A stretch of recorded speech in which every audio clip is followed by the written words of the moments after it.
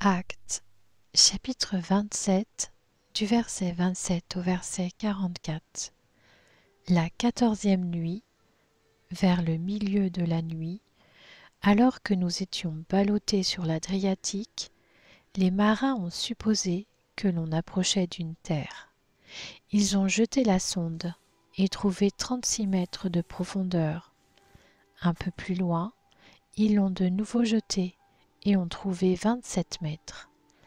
Dans la crainte d'échouer sur des récifs, ils ont jeté 4 ancres à l'arrière du bateau et attendu le jour avec impatience.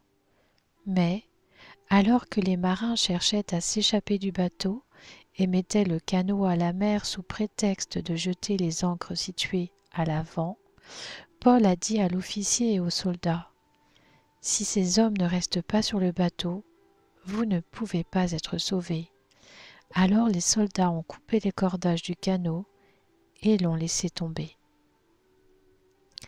Avant que le jour se lève, Paul a encouragé tout le monde à prendre de la nourriture en disant : « C'est aujourd'hui le 14e jour que vous êtes dans la tente sans manger, sans rien prendre.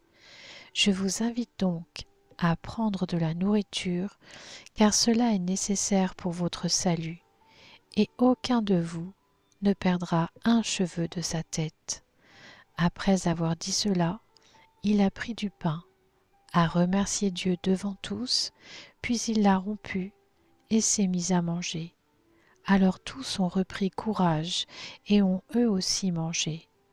Nous étions 276 personnes en tout sur le bateau. Une fois rassasiés, ils ont allégé le bateau en jetant le blé à la mer. Au lever du jour, sans reconnaître l'endroit, ils ont aperçu un golfe avec une plage et décidé, si possible, d'y faire échouer le bateau. Ils ont détaché les ancres pour les laisser aller dans la mer et ont en même temps relâché les attaches des gouvernails. Puis ils ont mis au vent la voile d'Artimon et se sont dirigés vers le rivage, mais ils sont tombés sur un banc de sable où ils ont fait échouer le bateau. L'avant du bateau s'y est enfoncé et a été immobilisé, tandis que l'arrière se brisait sous la violence des vagues.